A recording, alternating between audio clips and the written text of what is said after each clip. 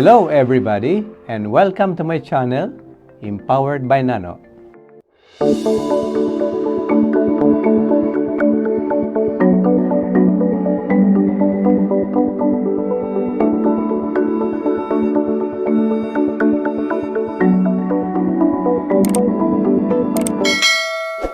Dito sa Pilipinas, taas too tayong rumerespeto sa matatanda. May itinalaga tayong senior lane at may mga batas na nagbibigay ng benepisyo katulad ng discounts. Pero ang tanong ay, hanggang ganun na lang ba ang ibig sabihin ng paggalang? Ang tunay na respeto ay hindi lang sa benepisyo. Ito ay pagkilala na may ambag pa ang matatanda sa pamilya, sa komunidad, at sa buong lipunan. Ito ang tinatawag na active aging. Ang pagtatanda may layunin, kalusugan, pakikilahok, at seguridad. Hindi ibig sabihin na matanda ka na ay wala ka ng silbi. Ang pagtanda ay pwedeng maging makabuluhang yugto ng buhay. Sa totoo lang, marami sa ating seniors ay malakas pa, matalino at matatag. Ang kulang lang, isang malinaw na sistema para mapanatili silang aktibo at makabuluhan. Kasama dito ang trabaho. Hindi lang ito para kumita, kundi para maramdaman nilang mahalaga pa sila. Pwede tayong gumawa ng age-friendly workplaces. May part-time, flexible hours, at job designs para sa lakas at karanasan ng seniors. May batas na nga tayong pabor sa ganito, ang Expanded Senior Citizens Act. May dagdag, bawas sa buwis ang mga kumpanyang kumukuha ng seniors bilang kanilang empleyado o manggagawa.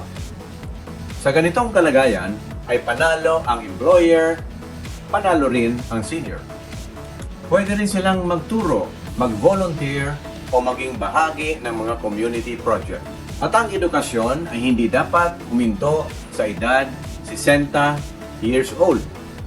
Patuloy ang buhay. Pwede pa rin itong maging makulay, maging sa katandaan. May puwang pa para matuto katulad ng pag-aaral ng digital skills, ng sining, ng tungkol sa kalusugan, at sa maliit na negosyo.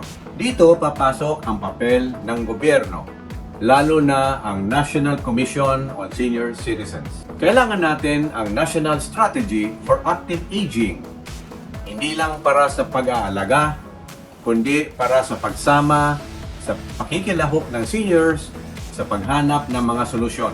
Kailangan natin ikalat ang panawagang ito sa bahay-bahay, sa eskwela, sa media, sa trabaho, para mawala ang ageism o diskriminasyon sa edad at mapalitan ito ng respeto sa karanasan.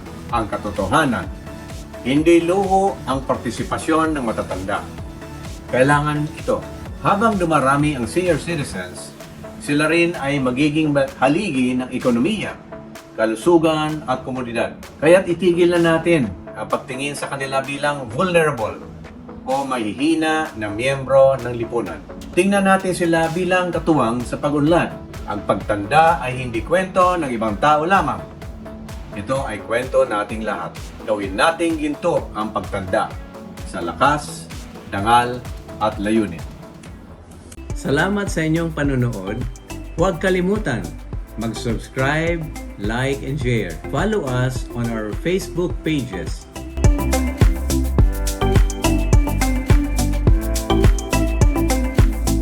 Ito po si Nano, ang nagsasabing, stay strong and be empowered. Bye!